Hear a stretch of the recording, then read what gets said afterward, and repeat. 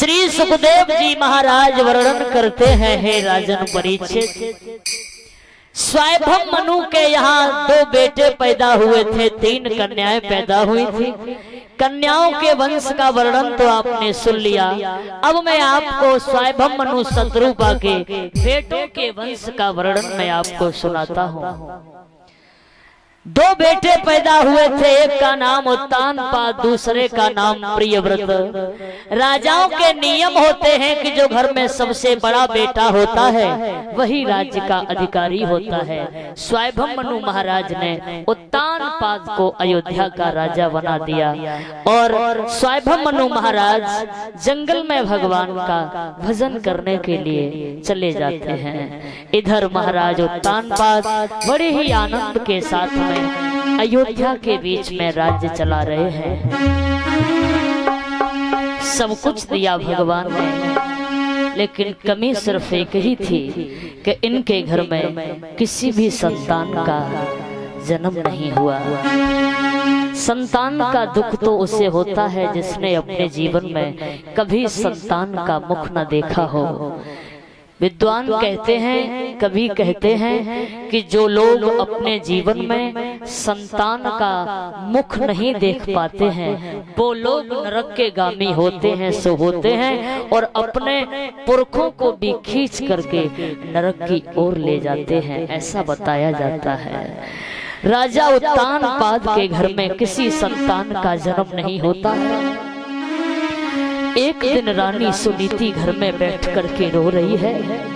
दरबार में लोग तमाम तरह की बातें करते हैं। रानी सुनीति रोती है और बांदी से बोली है कि तुम दरबार में चली जाओ और मेरे महाराज को बुला करके लेके आइए। उत्तानपाद महाराज को पता चला है तो उत्तानपाद महाराज कचहरी को बंद करके महलों के लिए प्रस्थान करते हैं। रानी सुनीति ने देखा है तो सुंदर सा आसन डाल करके बिठा लिया। राजा पूछने लगे हैं, कहो रानी, आज मुझे दरबार से इतने अचानक से क्यों बुला लिया? रानी आंखों में आंसू भर के बोली है, महाराज तुम तो राज्य के कारोबार में लगे रहते हो, हमेशा प्रजा के बारे में ही सोचते रहते हो, कभी आपने अपने बारे में सोचा है? महाराज कहते हैं, मैं एक राजा हूं और मेरा ये हक है, मेरा ये फर्ज है कि मैं अपनी प्रजा के बारे में ही सोचूं और किसी के बारे में नहीं। रानी कहती है, मैं प्रजा के बारे में सोचने को मना नहीं करती हूँ, लेकिन ये प्रजा तुम्हारी नहीं होगी। कभी अपने बारे में आपने सोचा है? इतना वक्त होने जा रहा है, घर में किसी संतान का जन्म नहीं हुआ, कभी आपने ऐसी बात ये कभी सोचा है आपने? उत्तानपाद हंसकर कहते हैं, रानी तुम तो पागल हो और यूं ही रोए जा रही हो। भगवान अगर नसीब में होंगे, किस्मत में होंगे तो आज नहीं तो कल, कल नहीं तो परसों वो मिल जाएंगे, और किस्मत में अगर नहीं होंगे तो रानी कुछ भी कर लेना लेकिन नहीं मिल सकते हैं। इसलिए संतान तो हो नहीं सकती है, इसीलिए मैं खुद अपनी प्रजा को अपनी संतान की तरह मानता हूँ। रानी कहती है, महाराज जैसे बिना फूल फल के पेड़ पौधे अच्छे नहीं लगते हैं, बिना बछड़े के गाय अच्छी नहीं लगती है, बिना संतान के नर नारी का जीवन भी अच्छा नहीं लगता है। रानी सुनीति रो करके कहती है, कुछ लाइनों में लिखा, कहा रानी सुनीति ने, सुनिए महाराज, हाथी एक दंत बिना ज्ञान एक संत बिना, ओ कामनी तो कंठ बिना लगती बिहुनी है। मंत्र एक दीप बिना, बाग एक कूप बिना, ओ प्रजा एक भूप बिना लगे छार छूनी है। काया एक वस्त्र बिना, सूर्य मात शस्त्र बिना, ओ माया एक पुत्र बिना लगती बिहुनी है। महाराज बिना संतान के ये धन दौलत ये राजपाट सब सूना सूना दिखाई दे रहा है। राजा कहते हैं क्यों रोती हो, मेरी संतान तो मेरी प्रजा है और संतान होने का मुझे कोई दुख नहीं है, इसीलिए रानी रो नहीं। रानी कहती है महाराज जब अपना भी बेटा अपना नहीं होता तो ये पराई प्रजा तुम्हारी कब हो सकती है। सुनीति रो करके बोली है, सुनिए महाराज। अरे राजा लाख बरे होए चाहे मोती,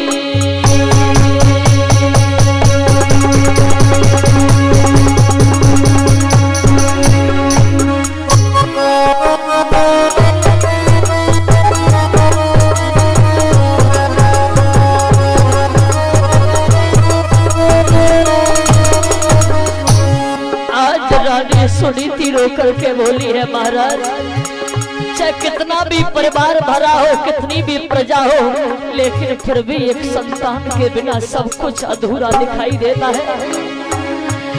अरे राजा लाख बरे हो जाए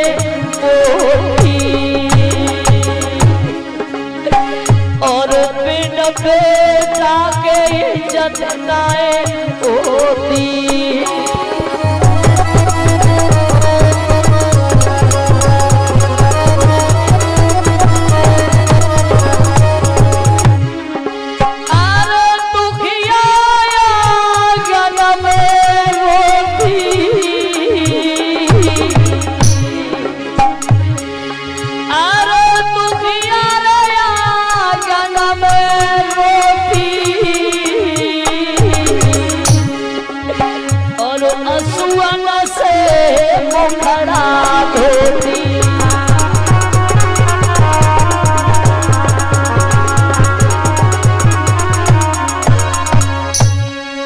रानी सुनीति रो करके बोली है महाराज बिना एक पुत्र के ये प्रजा ये राजपाट ये सब कुछ मुझे सब अधूरा दिखाई देता है। राजा कहने लगे तो मैं क्या करूं, तुम बताओ। कुछ कर भी तो नहीं सकता हूं क्योंकि किस्मत में ही नहीं है। रानी बोली है किस्मत में अगर नहीं है उसके लिए मेरे पास एक उपाय है।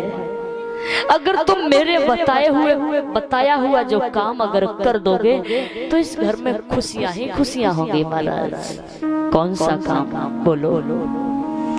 रानी बोली है महाराज मेरे कहने पर आप अपना दूसरा विवाह क्यों नहीं कर लेते हैं। मेरे द्वारा कोई संतान पैदा नहीं हुई तो आप अपना दूसरा विवाह क्यों नहीं कर लेते हो। राजा बोला मर जाऊंगा लेकिन दूसरी शादी नहीं कर सकता। क्यों? क्योंकि दूसरी रानी घर में आ गई, तुम्हारी सौत घर में आ गई तो सबसे पहले वो तुम्हें घर से निकाल देगी और उसके बाद में मेरा जीना हराम कर देगी। इसीलिए रानी माफ करो, मैं दूसरी शादी नहीं कर सकता। रानी बोली कैसी बात करते हैं आप, आपको मुझ पर विश्वास नहीं है। आपको लगता है कि मैं उससे झगड़ा करूंगी। जब मैं ही उससे झगड़ा नहीं करूंगी तो वो भी हमसे कभी झगड़ा नहीं करेगी। मैं आपकी सौगंध खाकर कहती हूँ कि मैं उसे अपनी छोटी बहन की तरह रखूंगी, लेकिन आप अपना दूसरा विवाह कर लीजिए। राजा ने बहुत मना किया लेकिन रानी नहीं मानती है। बोली मेरे कहने पर, केवल मेरे कहने पर आप अपना दूसरा विवाह कर लो। राजा उत्तान पाद, रानी सुनीति ने राजा को दूसरा विवाह करने पर मजबूर कर दिया और ये साथ ही साथ 211 मुद्राएं लाखन सिंह कुशवाहा इसी ग्राम निवासी इनकी ओर से ये भेंट हुए हैं। भगवान से शुभ आशीर्वाद की कामनाएं, हमेशा घर में खुशियों के दीप जलाओ, जीवन मंगल में पाओ, यही राधा रानी से कामना और कांक्षा है। बोलिए सतगुरुदेव भगवान की जय। रानी तो बड़ी खुशियां लाने के लिए राजा का दूसरा विवाह करवा रही है, तो राजा ने रानी के कहने पर अपना दूसरा विवाह सुरुचि के साथ में संपन्न किया। सुरुचि जब दुल्हन बनके डोला में बैठ करके जब अयोध्या में आई है, जब सुरुचि की डोली जो है वो अयोध्या के मुख्य द्वार पर आई है, रानी को पता चला कि मेरी बहन आ गई, एकदम आरती की थाली लेकर दौड़ पड़ी। बांदी बोली है महारानी से, तुम कहाँ जा रही हो? आपको मालूम है कि आप अयोध्या की रानी हो, महारानी हो, और तुम महलों से कदम बाहर नहीं रख सकती हो। सुनीति बोली है, बहन मैं अपनी बहन को लेने जा रही हूँ, बांदी हमारा रास्ता खाली कर दो। बांदी बोली मैं उसे वहां से ले आऊंगी, यहाँ तक ले आऊं, यहाँ से तुम उसे अंदर लेके जाना, लेकिन तुम्हें महलों से बाहर नहीं जाने दूंगी। सुनीति बोली जाओ, जल्दी जाओ, अरे बांदी जल्दी भाग कर जा और तू मेरी बहन को लेकर यहाँ तक ले आ, यहाँ से तो मैं उसे अंदर लेके जाऊंगी, केवल यहाँ तक ले आ। बांदी दौड़ी, भागी भागी दौड़ी, पहुंच गई बाहर। डोले की पर्दे को एक तरफ करके बोली है, पर्दे को हटा करके कहा, हाथ जोड़कर बोली है, छोटी महारानी जरा महलों में चलो तो सही, बड़ी महारानी तुमको बुला रही है, बड़ी महारानी तुम्हारा इंतजार कर रही है। सुरुचि ने जो बड़ी बहन का नाम सुना, बड़ी महारानी का नाम सुना, तो सुरुचि को ऐसा लगा हो मानो किसी ने जलती हुई आग में और घी को छोड़ दिया हो। और एकदम से बोली, बांदी, अरे कौन मेरी बड़ी बहन? बांदी बोली, जानबूझ के अनजान मत बनो। सुरुचि कहती है, मुझे सच में नहीं पता है किसकी बात करती है। बांदी ने कहा, बड़ी महारानी है, जो राजा की बड़ी रानी है, तुमसे पहले जिसके साथ राजा ने विवाह किया वही तो तुम्हें बुला रही है अंदर। तुम तो भाई छोटी महारानी हो, तो छोटा ही तो बोला जाएगा तुम्हें। सुरुचि एकदम चीख कर बोली है, मेरे महाराज को बुला करके लेके आओ। राजा को जिस बात का डर था वही काम होने जा रहा है। राजा पहुंच गए सामने। सुरुचि बोली है, क्यों महाराज, शादी करने से पहले बता तो देते कि हमसे पहले तुम और किसी के साथ में विवाह कर चुके हो। अगर ये बात सुरुचि जान लेती तो तुम्हारी दुल्हन बनके कभी नहीं आती। आपने हमसे इतनी बात बड़ी छुपाई क्यों? राजा गर्दन नीचे डाल के खड़े हैं, कुछ कह नहीं पा रहे हैं और रोकर के एक ही बात कहते हैं, सुरुचि मुझसे भूल हो गई जो मैंने तुम्हें बताया नहीं, लेकिन मैं आज तुमसे कहता हूँ कि तुम महलों में चलो, और मैं तुमसे कहता हूँ कि वो तुमसे कभी झगड़ा नहीं करेगी, तुम्हें अपनी बहन समझ के रखेगी वो, लेकिन अंदर महलों में चलो, यहाँ पर खड़ी होके तमाशा न करो। सुरुचि बोली है, अगर तुम्हें इतनी ही शर्म होती तो हमको पहले ही बता दिया होता, आज तुम्हें बड़ी शर्म आ रही है। एक बात मेरी कान खोल के सुन लीजिए महाराज, जब तक इन महलों में शौच रहेगी तुम महलों में जाने की बात करते हो। एक बात मेरी हमेशा याद रखना। सुरुचि राजा से कहती है, सुनो महाराज, क्या बोली है? उसने तो कितने दुख के साथ, कितने अरमानों के साथ सुनीति ने विवाह करवाया था, लेकिन वो पत्थर दिल वाली क्या जवाब दे रही है। सुनिए महाराज, डोला से नीचे कदम ऐसे तो मैं नहीं रख सकती हूँ। तो सुरुचि कहती है, अरे हम जवायो तारे डोला से। सुरुचि कहती है, सुनो महाराज, डोला से कदम मैं नीचे ऐसे नहीं रखूंगी। अरे हम जवायो तारे डोला से, ओ पहले सोते पोते होने कार हम जब उतरे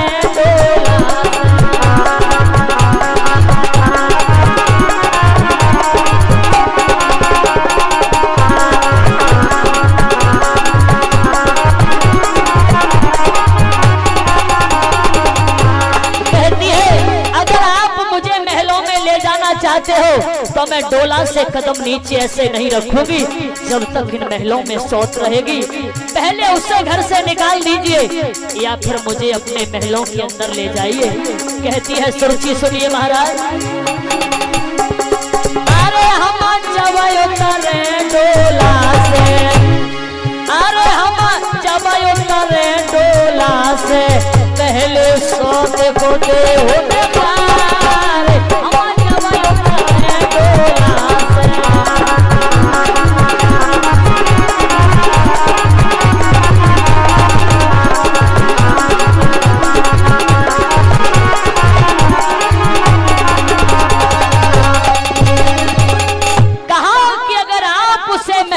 निकाल दो या मुझे अंदर महलों में ले जाओ।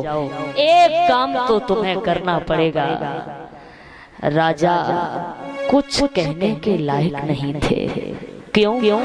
क्योंकि डोले को वापस किया तो वहां तक बदनामी होगी और रानी को घर से निकाल दिया फिर भी बहुत बदनामी होगी।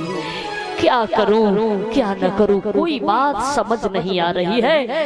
बांदी से बोले हैं राजा, अरे खड़ी खड़ी क्या देख रही है, अरे चली जा और उसे बुला करके ला जिसे मैंने सारी रात सारे दिन समझाया दूसरी शादी मत करवाओ, लेकिन उसने मेरी एक बात नहीं मानी। जाओ और उसे बुला करके लाइए।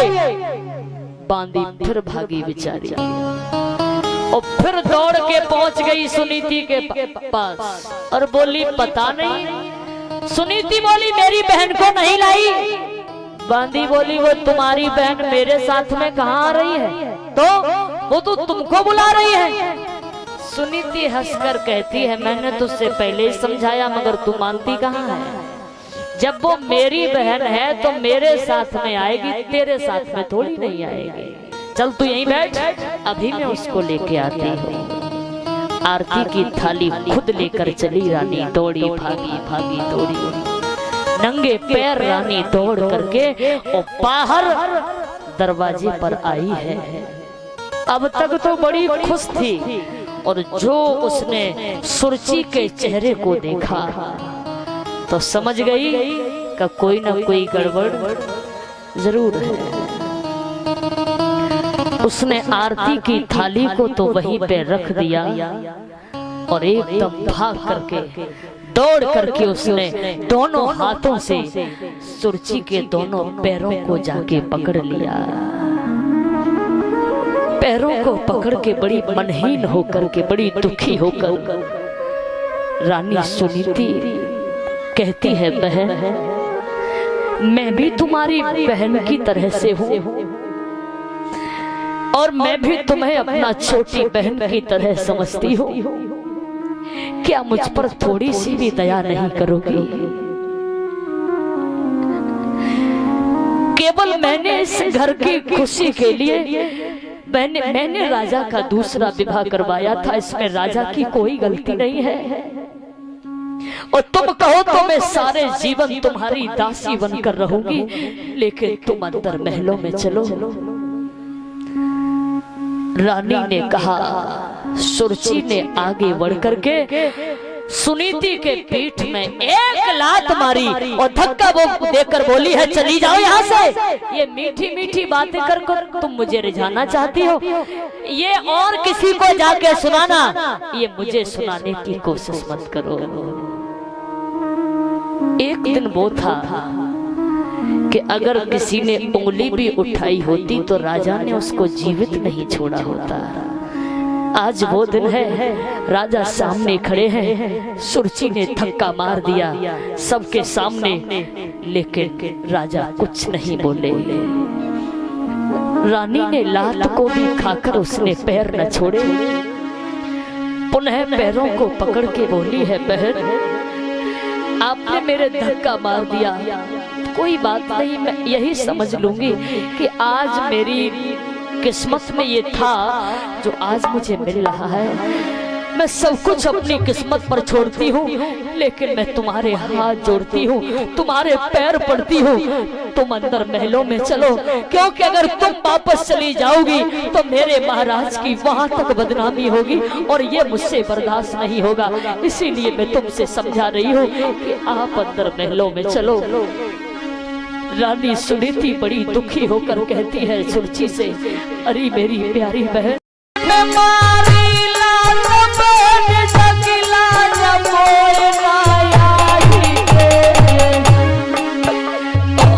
दासी बन के रहूं मैं, तेरी हालत बटेला बजाई रे।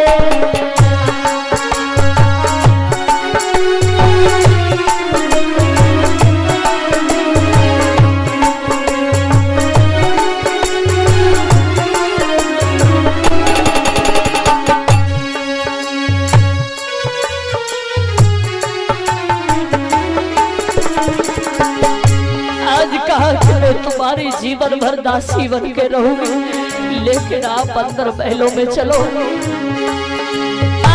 घर को जाने बुढ़ार के बहना पानी भर के लाऊंगी, और जब सोवे तू से जन्म में तेरे रात में पैर दबाऊंगी।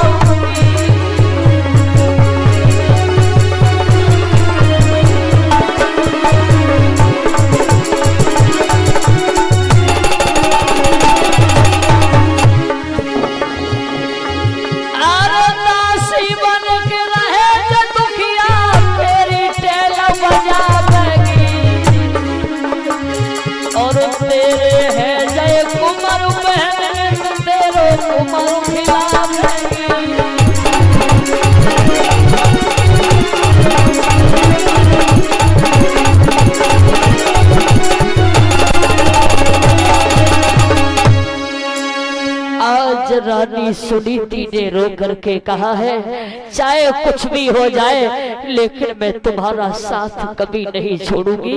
इसीलिए मैं तुमसे कहती हूँ कि आप अंदर महलों में चलो, सब कुछ करने को तैयार हूँ मैं। सुरची बोली, क्या कर सकती है मेरे लिए? बोले, कुछ भी करने को तैयार हूँ। सुनीति बोली, तो उठाओ बांस। हाथ में बांस लेकर पुराने वस्त्र पहनकर हमारे ऊपर महलों पर जाकर के काग बिठा लो। याद रखना, रोटी के साथ सब्जी नहीं मिलेगी, इतना कर पाओगी? सुनीति बोली, ये कोई बड़ी बात नहीं है, मैं तो सब कुछ करने को तैयार हूँ, इस घर की खुशी के लिए कुछ भी करने को तैयार हूँ। सुनीति ने हाथ में बांस लिया है, पुराने वस्त्र पहन करके छत पर जाके पहुंच जाती है। इधर सुरची महाराज को लेकर के महलों में पहुंची है। याद रखना, इधर ये सुनीति जो है महलों पर जाकर के काग बिठा रही है। बहुत दिन हो गए रानी सुनीति बैठी बैठी रो रही है, क्योंकि कहती है, पता नहीं मैंने ऐसा क्या अपराध कर दिया जिसके लिए भगवान ने आज हमको ये दशा दी है। आज सुनीति छत पर बैठी बैठी रो रही है और कहती है, न जाने ऐसी क्या गलती हो गई मुझसे, क्या भूल हो गई। आजकल की माताएं तो जरा सी परेशानी में दहल जाती हैं, जरा सुनीति की परेशानी को देखो। आज रानी होकर महारानी होकर के एक संतान की खातिर महलों में जाकर के अटा पर छत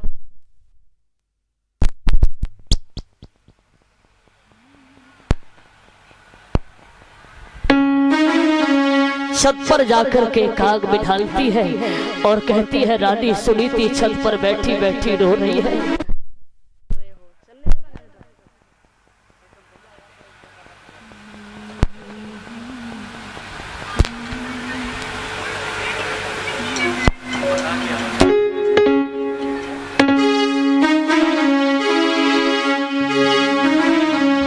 सुनीति आज कहती है, बारे भगवान, एक संतान के लिए दूसरी शादी ही तो करवाई थी, इसमें मैंने क्या बुरा कर दिया था। कहती है, सारे जहां का गम हमें दे दिया है। कहती है ऐसा लग रहा हो जैसे सारी दुनिया का दुख मुझको ही दे दिया हो, सारे जहां का गम मुझे दे दिया है। रब ने भी मुझ पे जुल्म क्या किया है, रब ने भी मुझ पे जुल्म क्या किया है।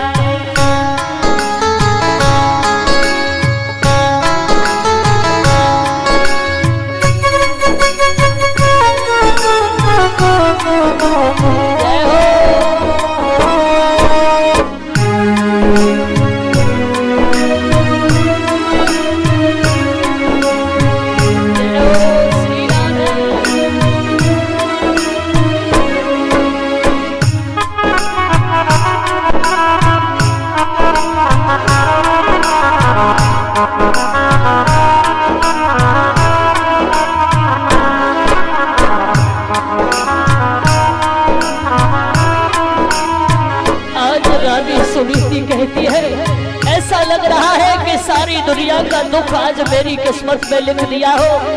ओ सारे जहां का गम हमें दे दिया है, सारे जहां का गम हमें दे दिया है। रब ने भी मुझ पे जुल्म क्या किया है, रब ने भी मुझ पे जुल्म क्या किया है।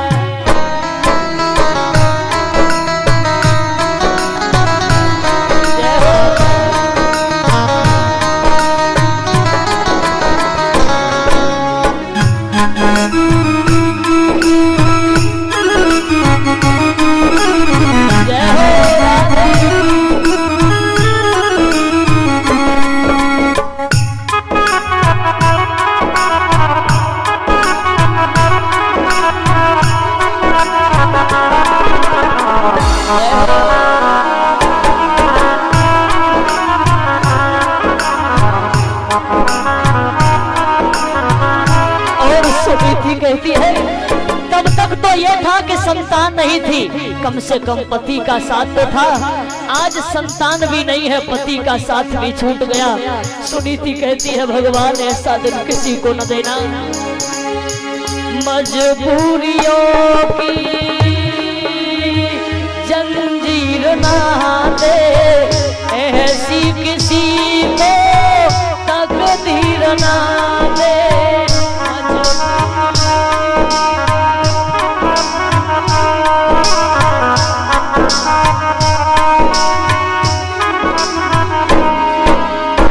जिधर भी देखे मेरी निगाहें, सूनी सानी दुनिया वीरानी राहें।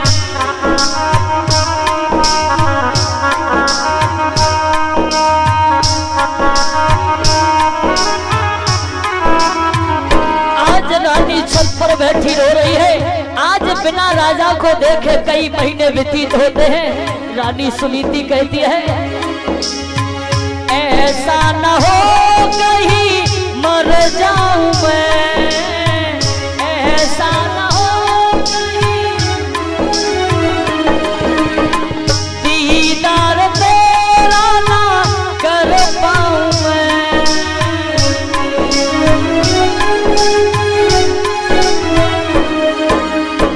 दीदार तेरा ना पाऊं मैं। रब ने भी मुझ पे जुल्म क्या किया है, रब ने भी मुझ पे जुल्म क्या किया है। सारे जहां का गम हमें दे दिया है, सारे जहां का गम हमें दे दिया है। रब ने भी मुझ पे जुल्म क्या किया है, रब ने भी मुझ पे जुल्म क्या किया है।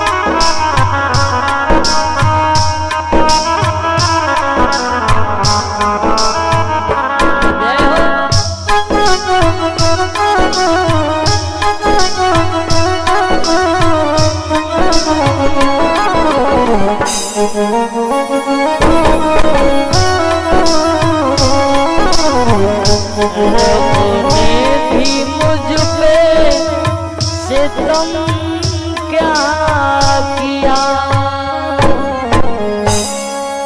सुनीति रोती है, फिर एक बात सोची है कि ऐसे जीवन से तो मर जाना अच्छा रहेगा। आधी रात के समय रानी सुनीति जो है मरने के लिए घर से बाहर निकली है। कुआं पर जाकर पहुंची है, जो कुआं में गिरना चाहा तो नारद जी ने आके रोक लिया। नारद जी ने सुनीति से कहा, अगर 1 साल के अंदर तुम्हारे घर में कोई संतान पैदा न हो तो नारद को नारद मत कहना। सुनीति बोली है, बाबा जी आज मुझे बहुत दिन व्यतीत होने जा रहे हैं, महाराज की परछाई तक नहीं देखी है, आप कहते हो कि घर में संतान पैदा हो जाएगी। नारद जी ने कहा, भगवान ने अपने लिए कहा है, मोर वचन चय पड़ जाए फीका, संत वचन पत्थर की। एक बार भगवान की कही हुई बात झूठ हो सकती है, लेकिन एक संत की कही हुई बात कभी झूठ नहीं होती है। रानी को विश्वास हो गया और रानी सुनीति लौट आई है। फिर उसी छत पर जाके काग बिठालने लगी है। इधर महाराज उत्तानपाद एक दिन घोड़ा पर सवार हुए और शिकार खेलने के लिए वन में पहुंचे हैं। इन्होंने एक हिरण का पीछा किया। वो हिरण क्या था, वो तो पूरा मामा मारीच ही बन गया। आधी रात हो गई राजा को, लेकिन हिरण को पकड़ नहीं पाए। आधी रात के समय जब राजा लौट करके आए हैं तो सुरुचि जो थी वो भोजन करके सो गई थी। राजा उत्तानपाद आवाज लगा रहे हैं, सुरुचि दरवाजा खोलो, अरे सुरुचि दरवाजा खोलो, लेकिन सुरुचि बड़ी गहरी नींद में सो रही है। राजा बार बार आवाज लगा रहे हैं, अरे सुख नींद सो गई भैया रानी।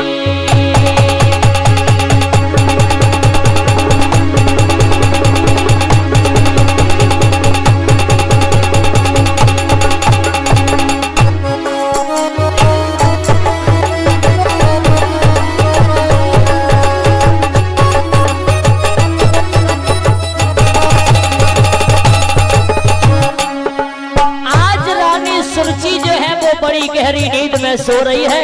राजा आवाज लगा रहे हैं, सुरुचि दरवाजा खोलो, अरे सुख नींद सो गई रानी और राजा की सोनी राजा ने पानी।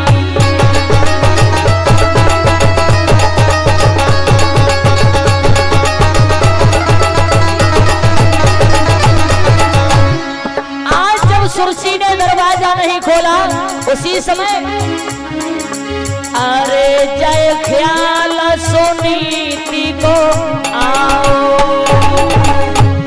आज राजा को बड़ी रानी सुनीति की याद आने लगी है। अरे जय ख्याल सुनीति को आओ और फौरन घोड़ा लो जाओ।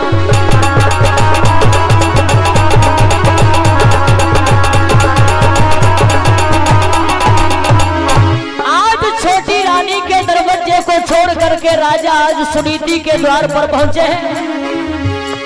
अरे धीरे धीरे बचन सुनाओ और जन दरवाजे खटखटाओ।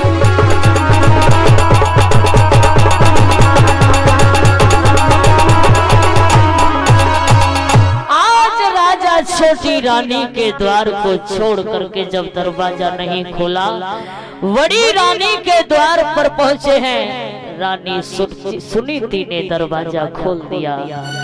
राजा ने रात भर विश्राम किया, सुबह होता है वहां से चल देते हैं। सुखदेव जी महाराज वर्णन करते हैं, हे राजन परीक्षित, भगवान की ऐसी कृपा होती है कि अयोध्या के बीच में दोनों रानियों ने गर्भ धारण किया। समय आने पर दोनों रानियों के गर्भ से एक एक बच्चे का जन्म होता है। फर्क तो इतना ही था, छोटी रानी के बेटा पैदा हुआ तमाम बधाइयां बजी, बड़ी रानी के बेटा पैदा हुआ उसके बेटे को देखने भी कोई नहीं गया। बच्चे तो दोनों ही एक ही पिता के थे, लेकिन किस्मत दोनों की बड़ी अलग अलग थी। छोटी रानी के बच्चे का नाम उत्तम रखा गया, बड़ी रानी के बेटे का नाम ध्रुव रखा गया। प्रेम से बोलिए भक्तों भगवान की। ध्रुव और उत्तम जब कुछ बड़े हुए, एक दिन ध्रुव और उत्तम राजा उत्तानपाद की कचहरी में जाकर के पहुंच गए। राजा ने विचार किया, उत्तम को मैं रोज गोदी में लेता हूँ, ध्रुव यहाँ पहली बार आया है। राजा ने ध्रुव को गोदी में ले लिया और उत्तम नीचे खड़ा हो गया। सब लोग बड़ी प्रसन्नता मना रहे हैं, लेकिन ऐसी जगह आपको कहीं वाकई नहीं मिलेगी जहां पर कोई न कोई चुगलखोर न बैठा हो। चुगलखोर जो नाराजी वाला काम करता है, कहीं ऐसी जगह बाकी मिलेगी नहीं आपको जहां पर कोई न कोई चुगलखोर न बैठा हो। और अगर चुगलखोर चुगली करते पकड़ा जाए तो आप अपने जीवन में उसको कभी मत बचाना। चुगलखोर अगर चुगली करते पकड़ा जाए, जाके सुनी बात से कहियो बाकी सुनी बात से। अगर चुगलखोर चुगली करते पकड़ा जाए तो उसे अपने जीवन में कभी मत बचाना। कुछ बातें हमेशा जीवन में याद रखनी चाहिए। कौन सी जो मैं आपको बता रही हूँ, बड़ी सुंदर लाइन में लिखा और ध्यान से सुनेंगे आप। याद चुगलखोर कोई पिटता हो तो उसे बचाना ना चाहिए। और भाई भाई के बंटवारे में कोई पंच बुलाना ना चाहिए।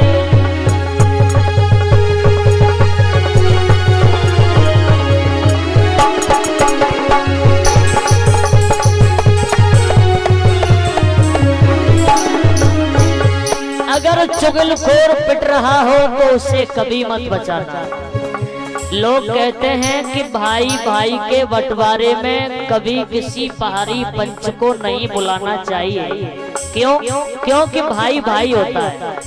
आपने देखा होगा कि जब भाई भाई का बंटवारा होता है ना, तो तमाम रिश्तेदार आते हैं बंटवारा करवाने के लिए। और एक दिन वो होता है कि भाई भाई हो जाते हैं और रिश्तेदार बीच में यूं ही पूरे हो जाते हैं। तो भाई भाई के बंटवारे में किसी बाहरी पंच को नहीं बुलाना चाहिए, क्योंकि भाई भाई होता है। और सुनिए,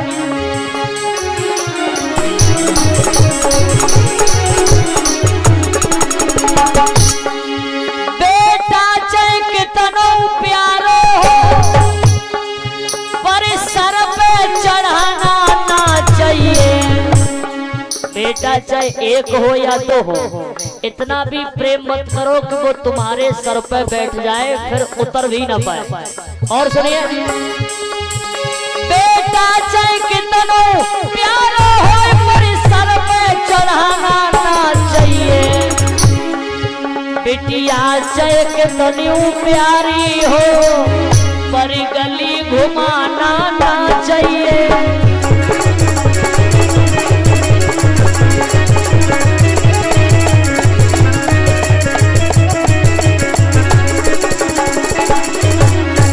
और सुनिए, भैया चाहे कितनो पैरी हो पर भेद छुपाना ना चाहिए।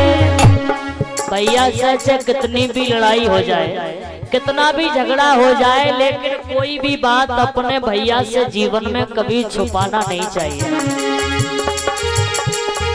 भैया चाहे कितनो पैरी हो पर भेद छुपाना ना चाहिए।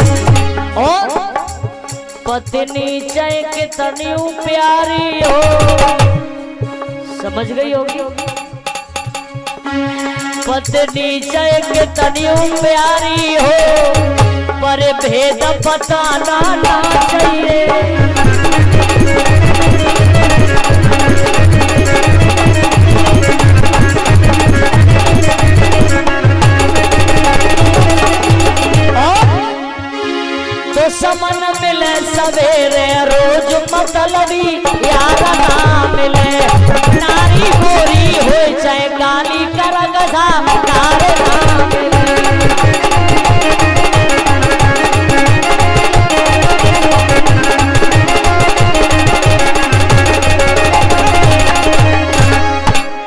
माताएं कह रही होंगी कैसी मरी जा रही है।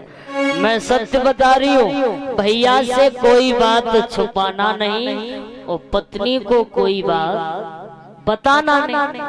लेकिन आजकल तो ठीक उल्टा होता है, भैया को कुछ न मालूम पड़े, पत्नी को सब पता चलेगा, सब मालूम होगा उसे। क्यों नहीं बताना? क्योंकि माताओं के अंदर कोई बात छुपती नहीं है, कभी न कभी कह जरूर देती, तो उनको कोई बात बताना भी नहीं चाहिए। वहाँ एक चुगलखोर बैठा था, राजा से बोला मैं भोजन करने घर जाना चाहता हूँ। राजा बोले चले जा। ये दौड़ के सुरुचि के पास गया और बोला तुम्हारा बेटा जमीन पे खड़ा है, बड़ी रानी का बेटा महाराज की गोदी में है। और सुरुचि दौड़ी और भाग करके इसने ध्रुव का हाथ पकड़ा, हाथ को पकड़ के इसने धक्का देके जमीन पे गिरा दिया। एक ही बात कहती है, अगर पूर्व जन्म में कहीं थोड़ा सा भजन कर लिया होता ना, तब इस राजगद्दी पर बैठने के लायक होते आप। ध्रुव रोते हुए अपने घर लौट के आए। मैया ने पूछा किसने मारा है, क्यों रो रहे हो? ध्रुव कहते हैं माँ मुझे मौसी ने मारा। क्यों मारा? बोले पिताजी ने गोदी में बिठाया और मौसी ने बहुत मारा। तो माँ कहती है पागल हो, अरे मौसी ने मारा या माँ ने मारा एक ही बात हुई ना। मेरी मार और मौसी की मार बेटा को कभी लगती नहीं है, मेरी और मौसी की एक ही बात है, रो मत। ध्रुव ने कहा मैं इसलिए नहीं रो रहा कि मौसी ने मारा। तो फिर क्यों रो रहे हो? मैं तो इसलिए रो रहा हूँ कि मौसी ने मारा और पिताजी ने कुछ कहा ही नहीं। ऐसा क्यों है माँ? माँ गुस्से में बोली जब पिता तेरे होते तब तो कुछ कहते। एकदम ध्रुव कहने लगा फिर मेरा पिता कौन है? तब वो मैया अपने बेटे को कितनी अच्छी शिक्षा दे रही है। तेरे पिता का नाम राम है, तेरे पिता का नाम भगवान है, तेरे पिता तेरा ही पिता नहीं है, वो तो सारी दुनिया का पिता है। आजकल की माताएं होती तो उल्हाना लेके पहुंच जाती, दारी की ने मारो तो मारो ही कैसे। लेकिन नहीं, सुनीति ने ध्रुव को ऐसी सीख दी तो ध्रुव कहने लगे अब तो मैं अपने पिताजी से मिलके ही मानूंगा। माँ बहुत समझाती रही, अभी तुम छोटे हो, अभी वन में न जाओ। ध्रुव नहीं माने और ध्रुव अपनी माँ के पैर छू करके घर से बाहर निकल के चले। राजा को पता चला, राजा ने कहा जाओ ध्रुव से जाकर कह दो आज से आधा राज्य ध्रुव को मिलेगा, लेकिन वो वन में न जाए। ध्रुव बोले बारे भगवान, नाम लेके घर से बाहर हुए आधा राज्य मिलने लगा, और जब तुम्हें प्राप्त कर लूंगा तो पता नहीं क्या मिलेगा। लौट जाइए, मुझे कुछ नहीं चाहिए। ध्रुव वन में पहुंचे, देवर्षि नारद को अपना गुरु बनाया।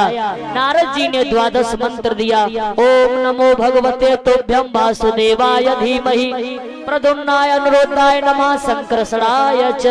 ओम नमो भगवते वासुदेवाय। यह मंत्र लेकर कहा कि इसी मंत्र का जाप करना, तुम्हें भगवान दर्शन देने जरूर आएंगे। वन में जाकर ध्रुव ने इसी मंत्र का जाप किया। इतना घोर तप किया ध्रुव ने कि भगवान को भी आने पर मजबूर कर दिया ध्रुव ने। विष्णु भगवान गरुड़ की सवारी करके ध्रुव के पास आते हैं और ध्रुव को भगवान ने गोद में उठा लिया। बोलिए भक्त वत्सल भगवान की जय हो। कितना सौभाग्य है ध्रुव का, सारे संसार के मालिक की गोद में आज ध्रुव को बैठने के लिए जगह मिलती है। भगवान कहते हैं ध्रुव वरदान मांगो। ध्रुव बोले जिसका पिता तीनों लोकों का मालिक हो और तीनों लोकों में ऐसी कौन सी चीज बाकी है जो मैं तुमसे मांगू। भगवान कहते हैं मैं जिसे अपना दर्शन देता हूँ उसे कोई न कोई वरदान जरूर देता हूँ। ध्रुव कहते हैं जब भी आपको याद करें तो आपका दर्शन हो जाया करे, बस और कुछ नहीं चाहिए हमें। एक वरदान भगवान ने अपनी तरफ से दिया कि जब तुम अपने घर को छोड़ करके आओगे तो हमारे वैकुंठ धाम में स्थान पाओगे। इतना कह करके भगवान वहां से अंतर ध्यान होते हैं। ध्रुव ऐरावत हाथी पर सवार होके ध्रुव अपने घर आए हैं। तो बताइए सबसे पहले ध्रुव कहाँ गए? माँ के पास कि मौसी के पास? कहाँ गए सबसे पहले? मौसी के पास कि माँ के पास? कहाँ गए? मौसी के पास। मौसी ने दरवाजा बंद कर लिया और बोली उसके सामने कैसे जाऊंगी, मैंने उसको धक्का मार दिया था। ध्रुव कहते हैं माँ तुमने कहा था कि तूने भजन नहीं किया, अब तो भजन करके आया हूँ, अब तो दरवाजा खोल दीजिए। सुरची को बड़ी शर्म आई और उसने दरवाजा खोला। दौड़ के ध्रुव को छाती से लगा लिया। ध्रुव अपनी माँ के पास पहुँचते हैं, देखा माँ रो रो के अंधी हो चुकी थी। ध्रुव ने माँ की आंखों पर जैसे ही फूंक मारी है तो माँ के नेत्र जैसे ओम नमो भगवते वासुदेवाय। तो चतुर्भुजी भगवान अटा पर आकर के खड़े होते हैं। राजा खड़े हैं, रानी खड़ी हैं, सुरची खड़ी है और उत्तम ध्रुव। भगवान दिखाई सिर्फ दो को दे रहे हैं और तीसरे को नहीं। किसको? ध्रुव को और ध्रुव की माँ को, और किसी को नहीं। भगवान कहते हैं सुनीति से वरदान मांगो, वरदान मांगो, जो मांगोगी वही पाओगी। तुम धन्य हो, तुम्हारी कोख धन्य है, तो तुमने ऐसे बच्चे को जन्म दिया। सुनीति ने जानते हो क्या मांगा? सुनीति अगर आजकल की माताएं होती तो कहा कहती जो सौत को नहीं छोड़े और तो सब बाद में देख ले। यही कहती इसको न छोड़े और तो सब बाद में देख ले। लेकिन सुनीति भगवान से क्या मांगती है, सुनो प्रभु। हम जब जब धर के हमरे जा जग में स्वामी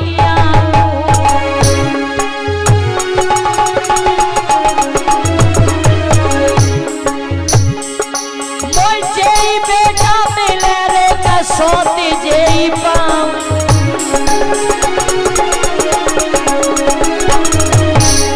सुनीति ने सौत वही काय को मांगी। सुनीति कहती है भगवान से सुनिए प्रभु, महाराज भाग्य जब मेरे खुल गए हैं और जाके ये ढकेला से हर को मिल गए हैं। कहती है अगर इसने धक्का न दिया होता तो आज मुझे भी प्रभु आपके दर्शन नहीं होते, इसीलिए मुझे इसको पहले देना और तो सब बाद में देना प्रभु। भगवान कहते हैं तथास्तु, जो मांगा वही मिलेगा।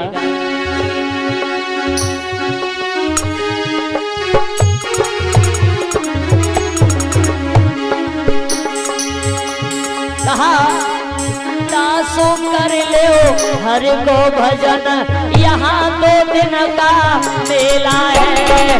दासो कर ले हर को भजन, यहाँ 2 दिन का मेला है।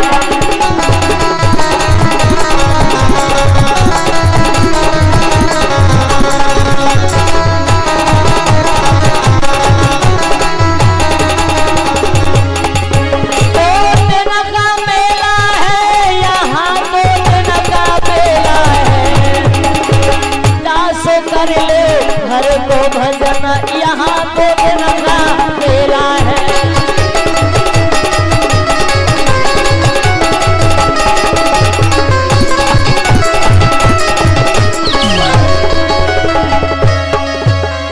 आज भगवान ने इस तरह से ध्रुव को दर्शन दिया है और ध्रुव ने 36,000 वर्ष तक राज्य किया।